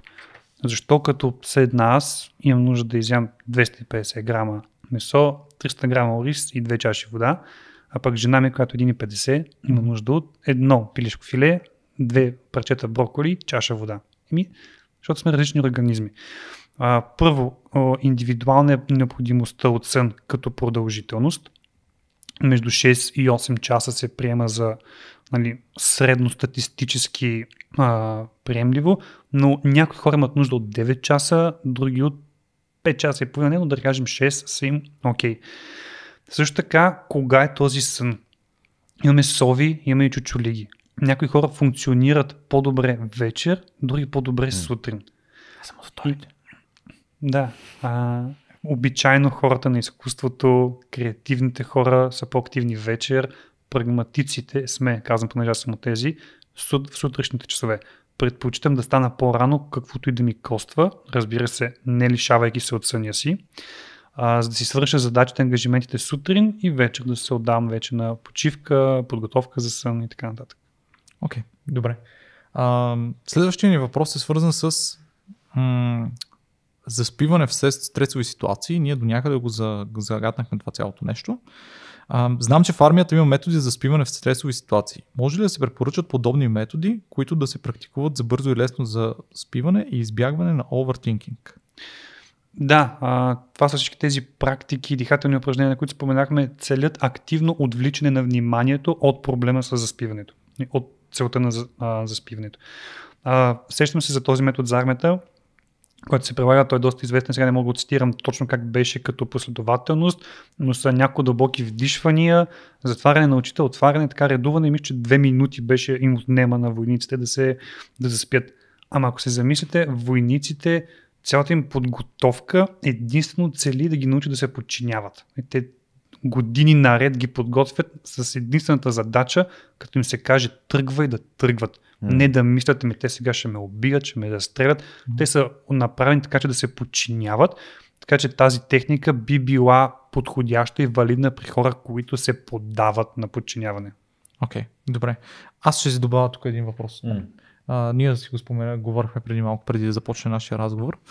Хората с малки деца, много често при тях се получава, че децата почват да ги будят по-рядко през нощта, но понякога ги будят в един много гаден диапазон на съня, когато физиологично си се понаспал, демек тялото ти не му се спи много, обаче мозъкът ти все още си му се спи и почваме да има една битка между тялото и мозъка. Тук има ли какво да направим? Да го изтърпим. Добре. Средно около 6 години продължава това нещо. Вече си го говорихме с вас в предварителния разговор.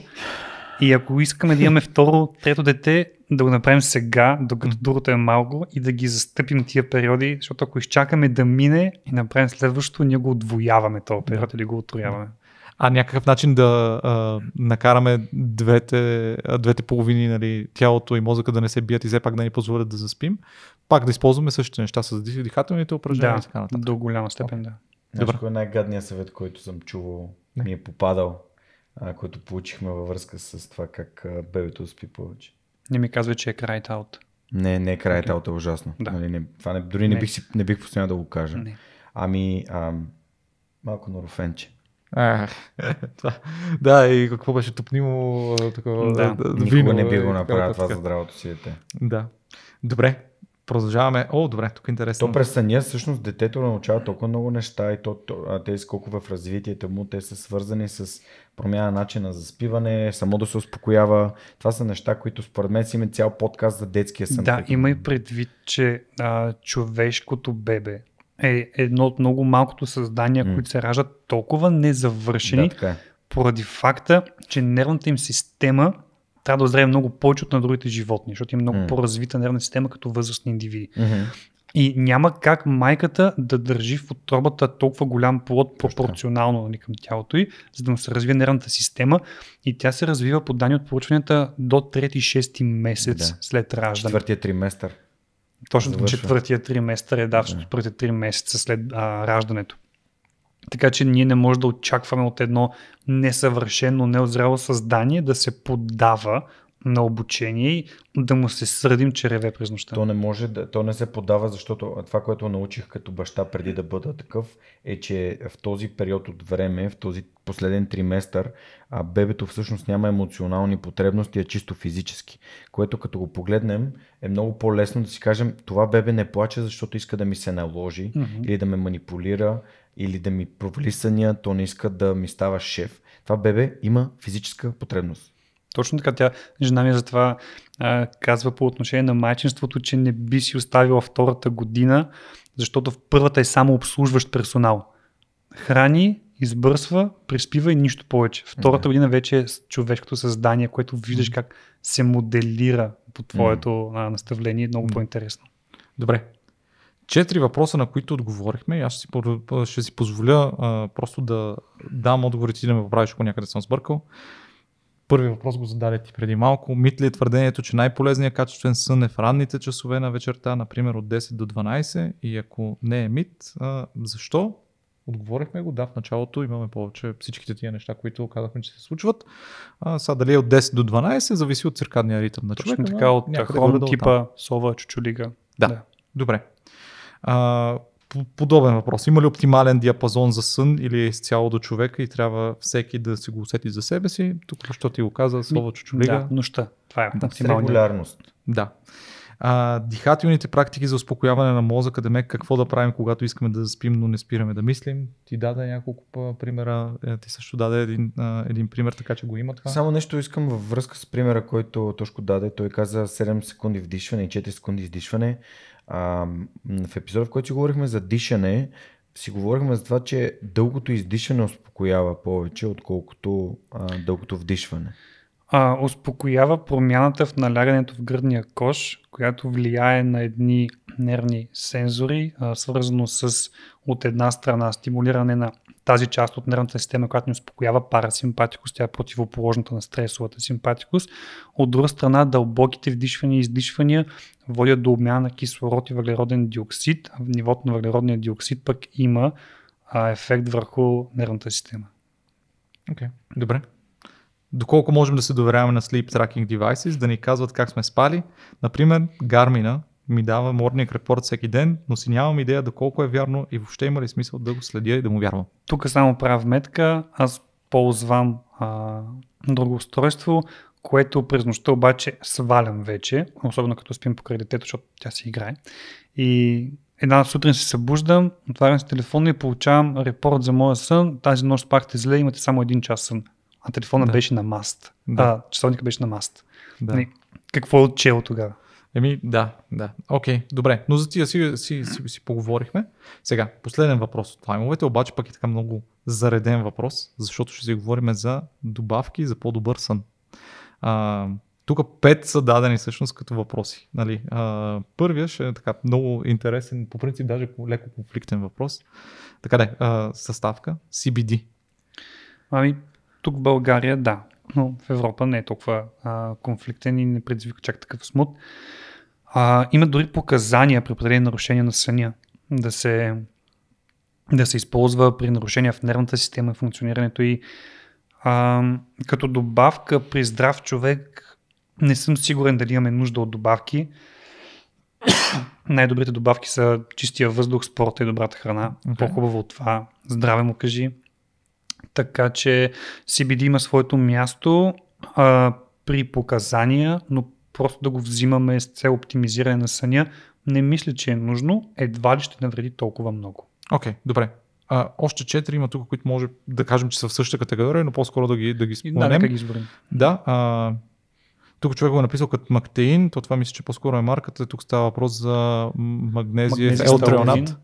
Магнезия и таурин.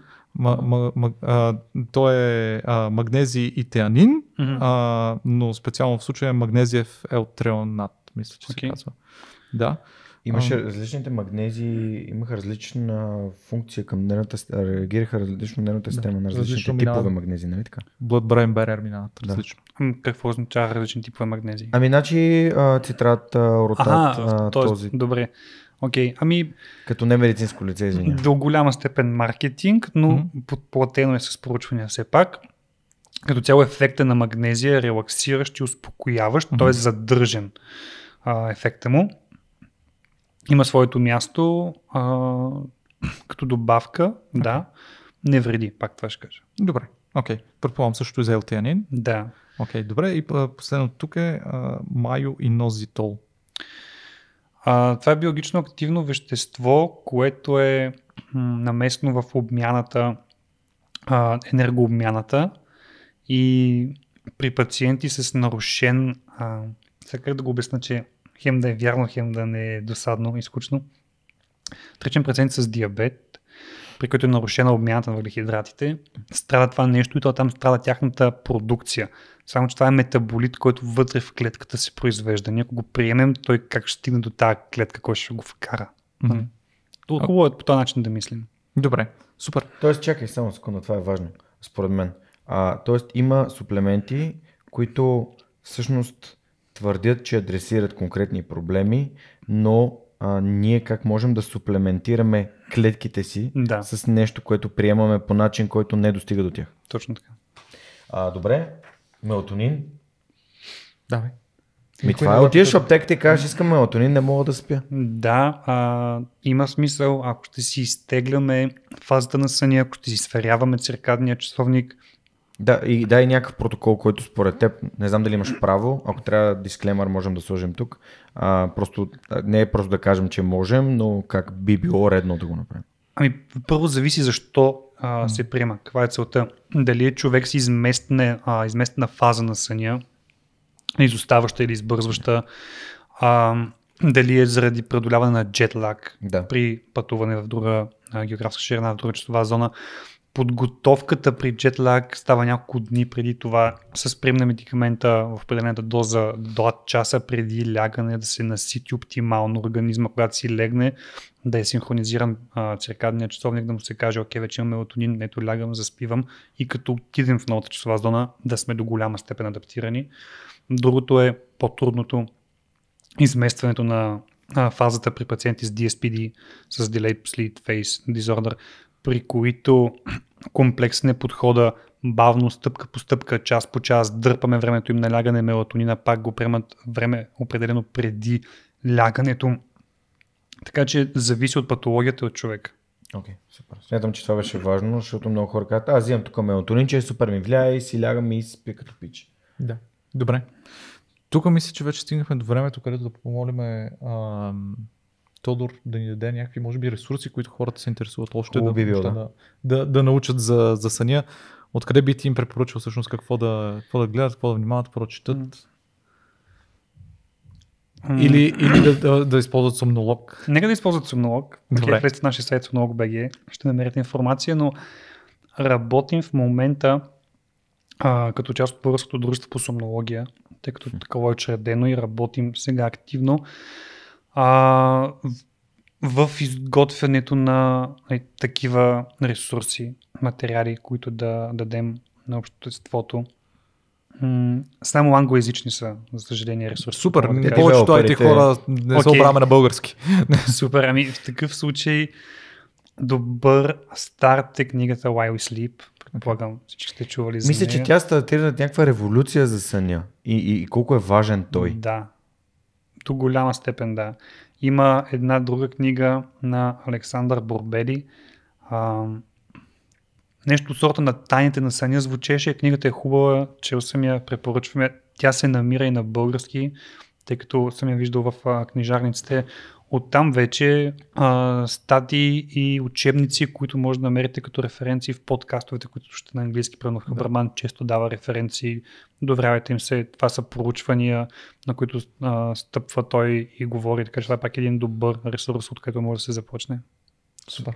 Добре. Яко.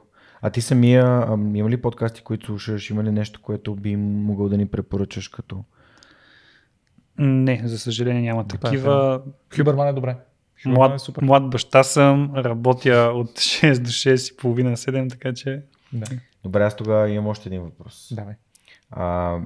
Правейки нашия стартъп преди време на Repulse, всъщност се оказа, че попаднахме на Световния ден на съня, който е 14 марта и една много интересна конференция, която тогава се организираше, в която различни хора, които се занимават с съня и с различните така, както ти каза, патологични състояния, свързани с съня, ти каза ОСА, нали, Obstructive Sleep Apnea, което е на български, или CPAP, както е на английски. CPAP е устройство, с което се лекува ОСА. Да, но на английски как беше? Sleep Apnea. Да, съдна апнея. Да. Как каза и по-рано, така, трудност при заспиването, инсомния и такива състояния.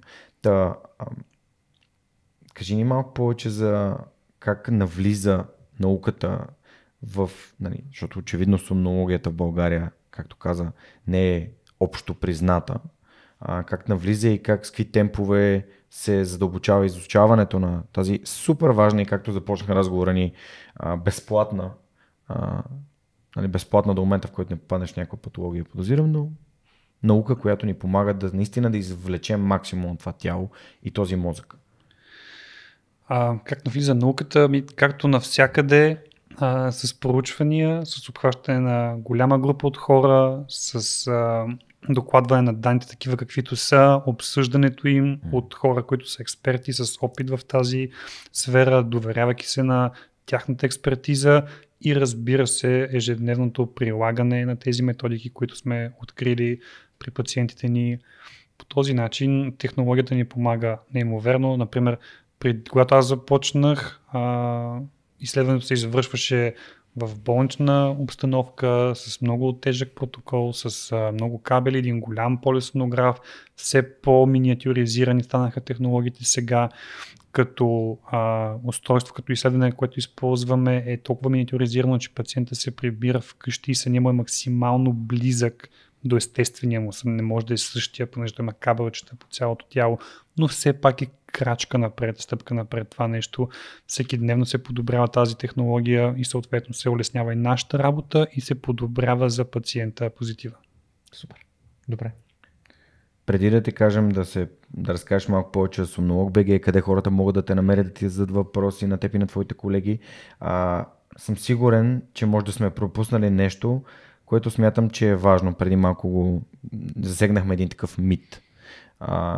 Има ли митове за съня, които сме пропуснали или по някаква причина не сме говорили за тях?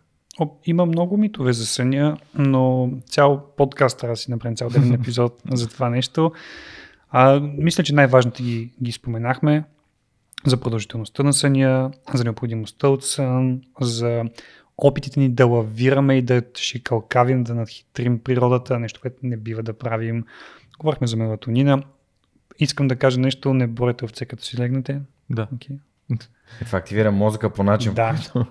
точно така, не борете овце. Okay, супер. Все пак ще изникнат въпроси. Аз смятам, че темата за съня е много дълбока и ако си изберем някаква ниша в нея, можем да направим нови разговори.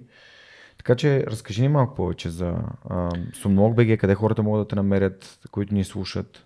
Заповядайте в нашата страница somnolog.bg, там ще видите информация за екипа, квалификациите ни, къде се намираме в град Пловдив, медицински център Ратмед, там работим сега. Лабораторията работи всеки ден, имаме възможност да приемем по няколко пациенти, лимитирани сме от към човешкия фактор и времето, но все пак обясних патологията, която обхващаме на практика. Повечето нарушения, да не кажа всички нарушения на съня, се занимаваме като диагностика, терапия или ако нямаме възможност за диагностика и терапия, нещо по-специфично, знаем на къде да ги насочим хората, да дадем съвет. Екипа е млад, много сме амбицирани, работим всеотдайно, много си обичаме професията, така че не искам да си правя повече реклама. Ако някой има нужда, нека да ни потърси, в интернет ще види телефони и адреси. Добре, супер. Добре. Жорка?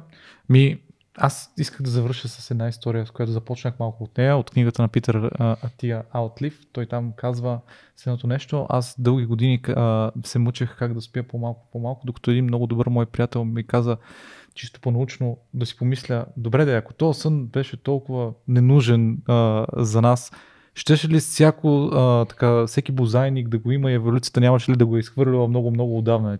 Не те ли кара това нещо да си замислиш, че всъщност май е нещо, което доста ни трябва, за да живеем? Да с тия думи може би искам да благодаря на Тодор за това, че толкова много неща ни разказа, такъв чеклист ни даде за неща, които да правим за хигиената и отговори на толкова много въпроси. И се надяваме, че сме помогнали на хората да са още по-IT продуктивни чрез съня.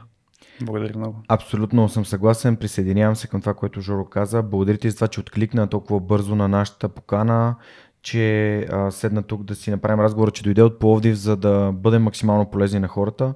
Вярвам, че вратата на осъзнатостта по тема сън тепърва се отваря и аз бих завършил с това, че с това, което започнах, че понякога безплатните неща са много по-работещи, те са част от нас, от нашата природа, от нашата еволюция и нека разсъждаваме за начин, по който тялото ни се е развивало и как това ни помага да бъдем хората, които сме и да си го запазим такова каквото е, използвайки науката, използвайки осъзнаването, разбирането за тях, но не търсейки скъпи неща, които просто ни обещават как клетките ни ще получат нещо, което не сме сигурни, че ще стигне до тях. Още един път благодаря и ако можем по някакъв начин ние да бъдем помагащи за Somnolog.bg и вашата мисия, също съм сигурен, че хората биха се отзовали. Благодаря ви и аз, беше ми много приятно и се радвам, че насреща имах хора, които са достатъчно интелигентни и са осъзнали всичко преди да ви го кажа. Вие вече бяхте готови, беше удоволствие за мен. Благодаря. Супер. Ако искате да бъдете част от следващия ни епизод, моля, абонирайте се за бюлетина на Longeva IT. Може да го намерите в статите в сайта на Свръхчовека. Разбира се, може да го намерите в каналите на LimeChain и Свръхчовека в социалните мрежи. И ако имате каквито и да е въпроси, просто ги публикувайте под епизода в YouTube или просто ни пишете. Благодаря ви и до следващия път. Оп, за малко да изпуснем да кажем отговор на въпроса. Ти предположение имаш ли? Никаква идея нямам, трябва да се наспа и ще кажа тогава. Пак хинта, подсказката, която дам, мислете на английски. Думите са 16 cookies, heart. Какво ги обединява? 16 cookies heart. Sweet. Sweetheart. Sweetheart. Sweet 16. Sweet 16, sweet cookies. Да. Okay. Ето това е един проблем, който изисква креативно мислене и креативно решение. Без REM съня нямаше да може да го направим. Да. Надяваме се, че сте останали с нас до края да чуете верния отговор на тази интересна закачка от доктор Тодор Георгиев, който казахме Тодор, защото ни каза, че не е роден доктор. Точно така. И до End of bloopers. End of bloopers.